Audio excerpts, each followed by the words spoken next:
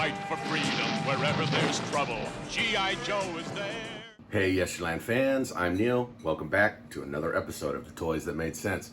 On today's episode, we are going over G.I. Joe Classified, some of the new figures that just were released. They were actually put on pre-order several months ago. They're starting to hit the market now. They're starting to pop up in like the GameStops and things like that.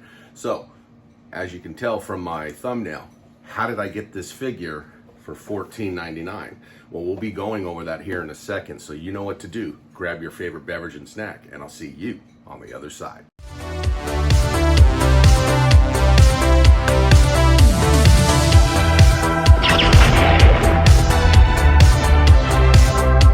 All right, guys, here I am in studio as always, so let's get right to it.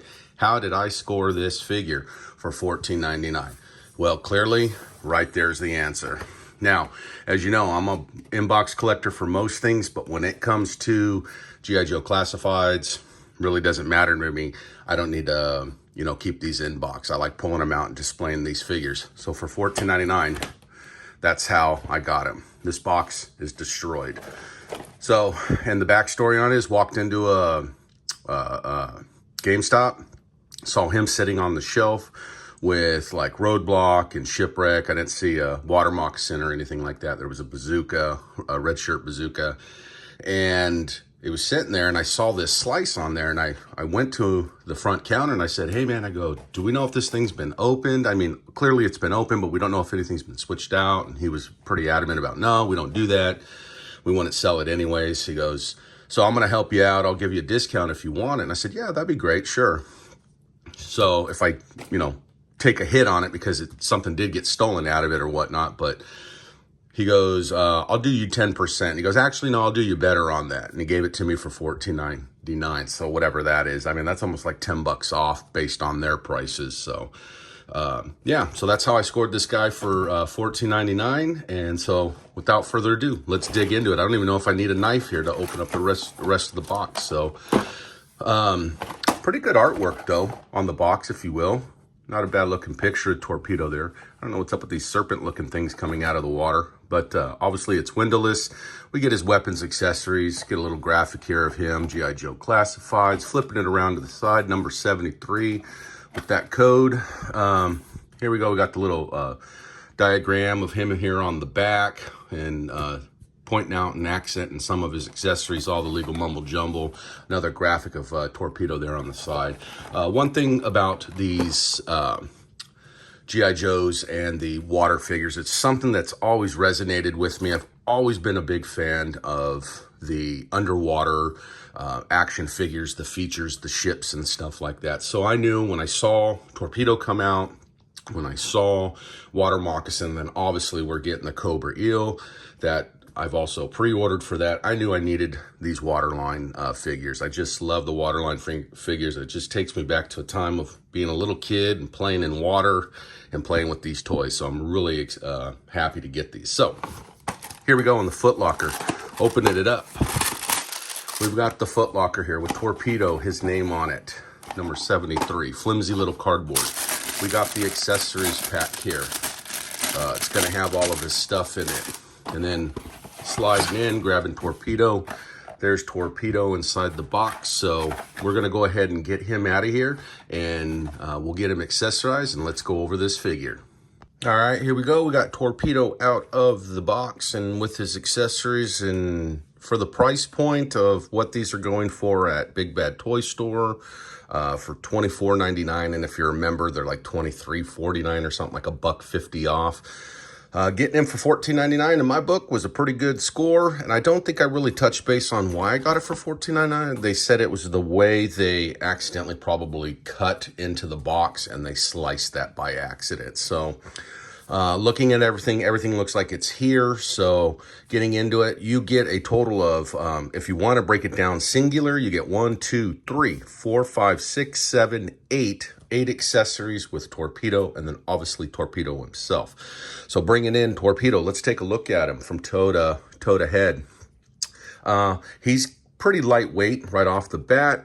We got that typical articulation in the ankles, side to side, up and down. Legs articulate up and down.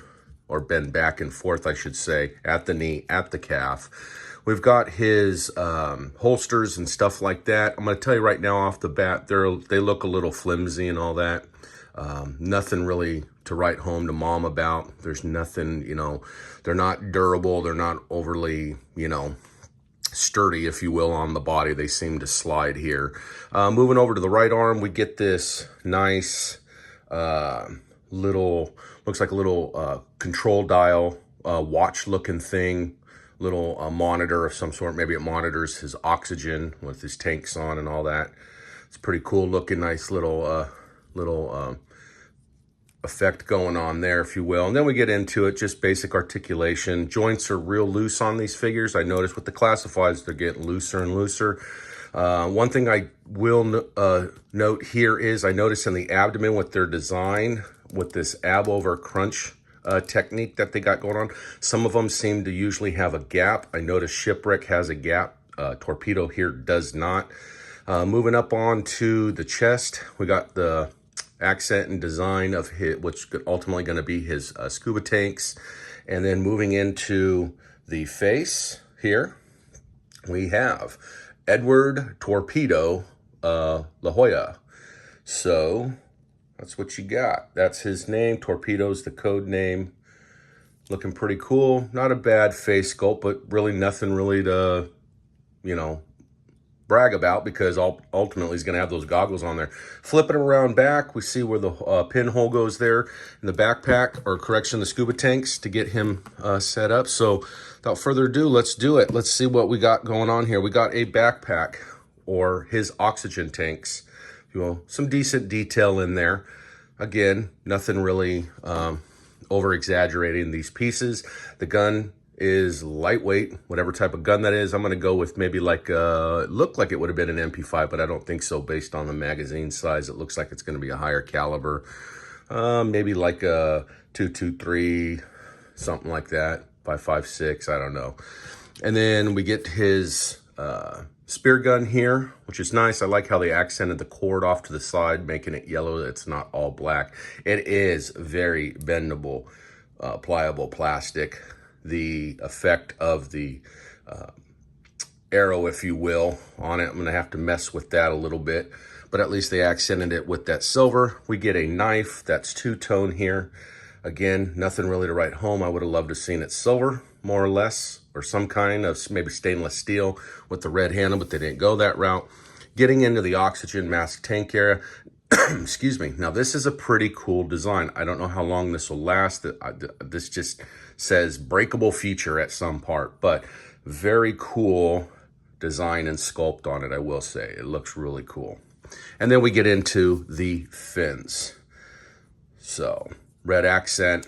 They appear to be pretty cool looking. So let's get them accessorized up. So I'm gonna put that backpack on now.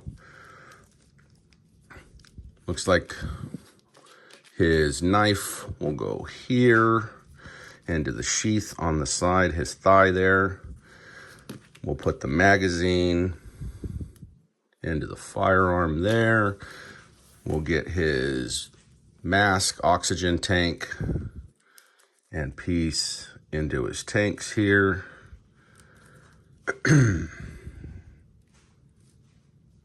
Like so. And then we'll get him into his fins. Like that.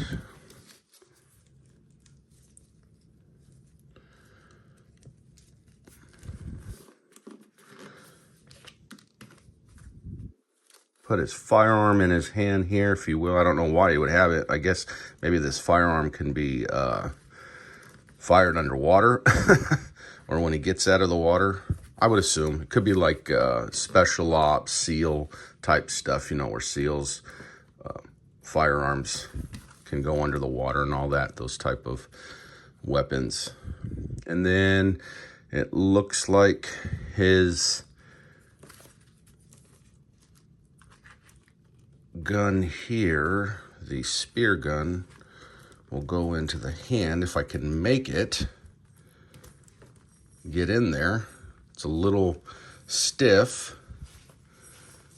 but No, I can't get that sucker to go in there. The hands. This is where a different hand would have come in really good for him to hold this a little bit better.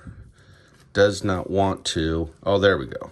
Well, no, still doesn't want to go in there. Maybe it'll go based off of the picture on the box. It shows him holding it just fine. So I don't know why I'm having such a hard time here. Oh, there we go.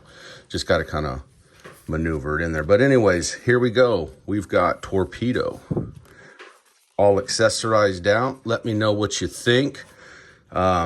He's a cool character. Feels a little flimsy, not gonna lie. Feels a little flimsy. He's definitely lightweight, but overall, he's a very cool looking character. Glad to have him in the line, and can't wait to see some more of the other classifieds figures to come in the waterline, like the eel.